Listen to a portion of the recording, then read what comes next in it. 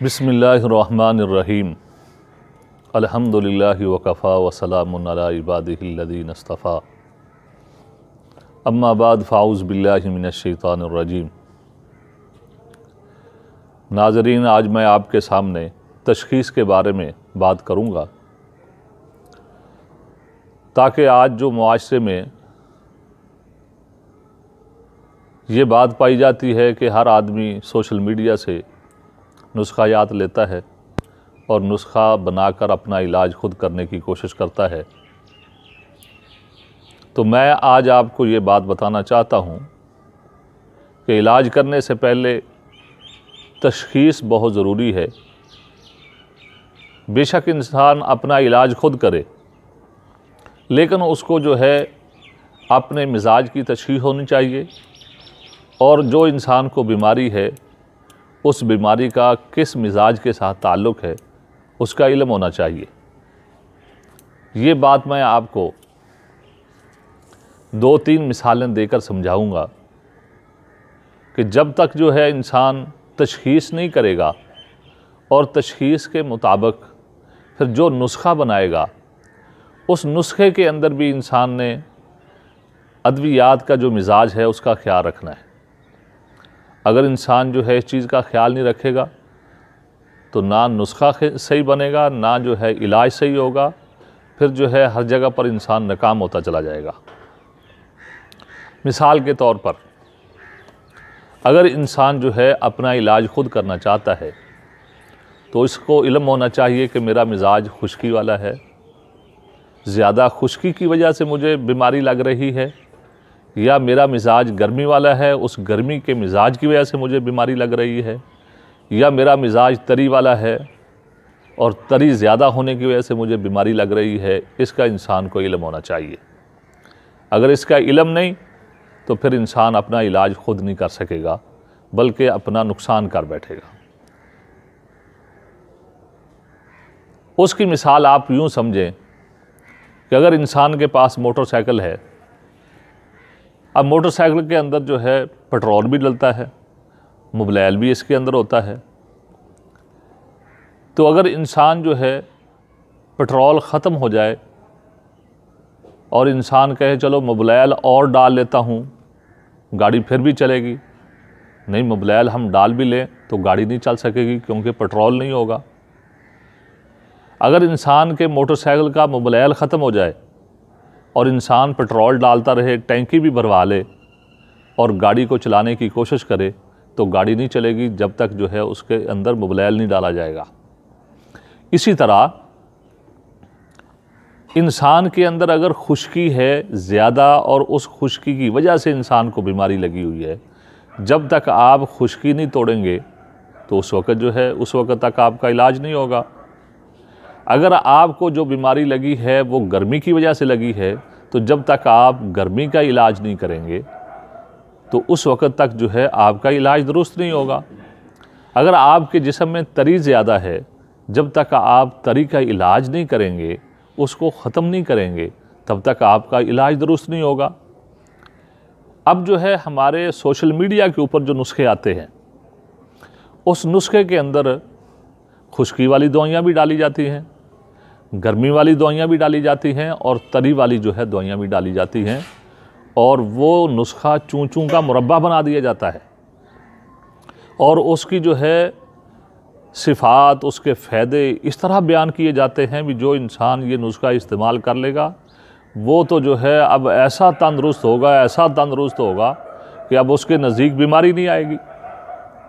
हालांकि ये तरीक़ेकार ही गलत है। मैं आपको एक मिसाल देकर जो है इस बोर्ड पर लिखकर आपको समझाता हूँ और उसको ज़ूम करके दिखाता भी हूँ। मिसाल के तौर पर आपने एक ही नुस्खा के अंदर 2 दवाइयाँ खुश्क डाल दी और इसमें 2 दवाइयाँ गरम डाल दी और इसमें 2 दवाइयाँ तरी वाली डाल दें। अब जो है इंसान इसको अगर समझ जाए कि क्या इस तरह नुस्खा ठीक बन जाएगा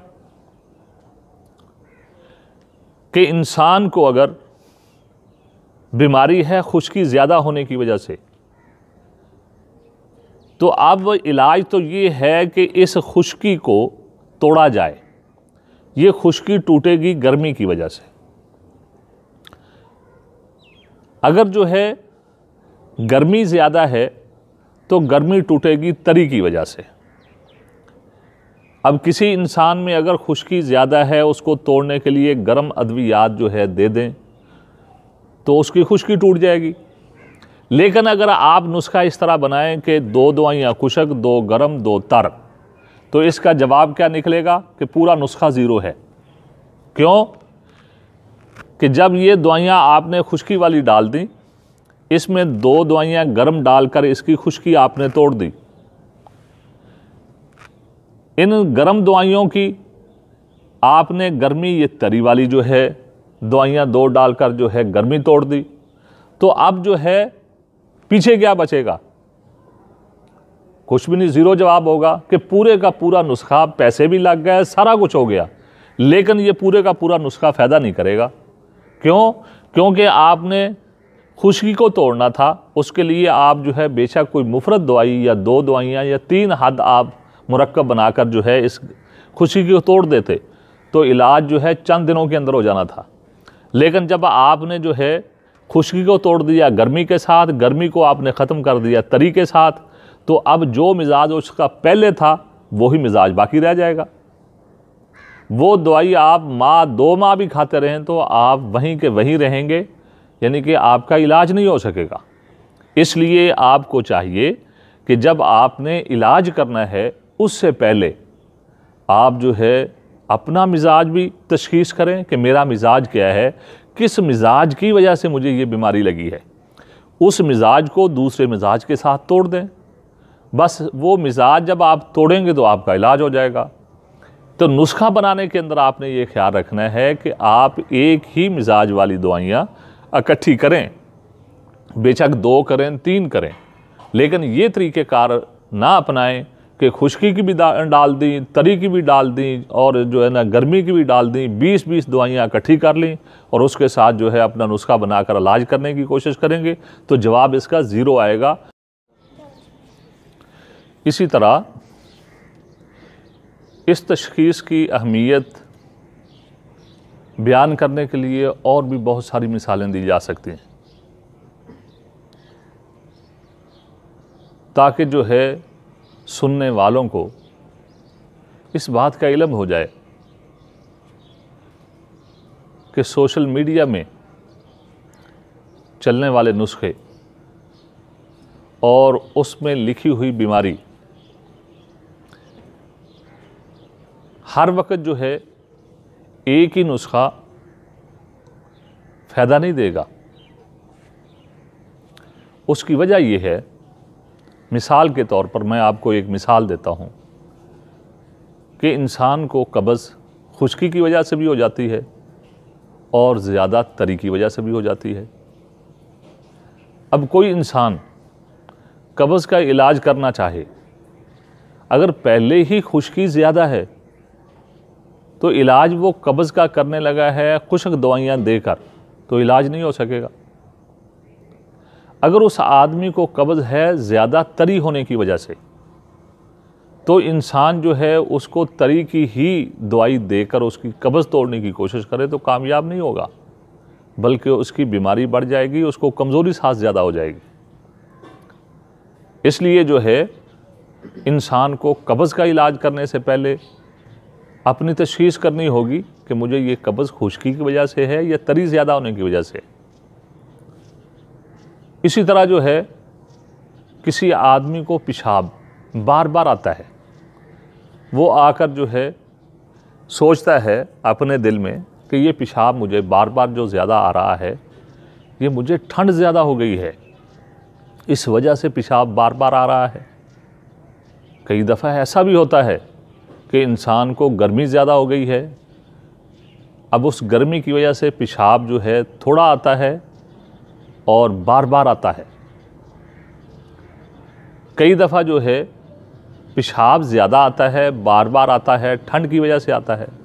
अब जब तक इंसान जो है ये तशख़ीस नहीं करेगा कि मुझे जो बार बार पेशाब आ रहा है ये ज़्यादा गर्मी की वजह से आ रहा है थोड़ा थोड़ा करके, या जो है ठंड की वजह से ज़्यादा पेशाब आ रहा है, जब तक इंसान ये तशख़ीस नहीं करेगा तब तक इंसान जो है दुरुस्त इलाज की तरफ नहीं जा सकेगा।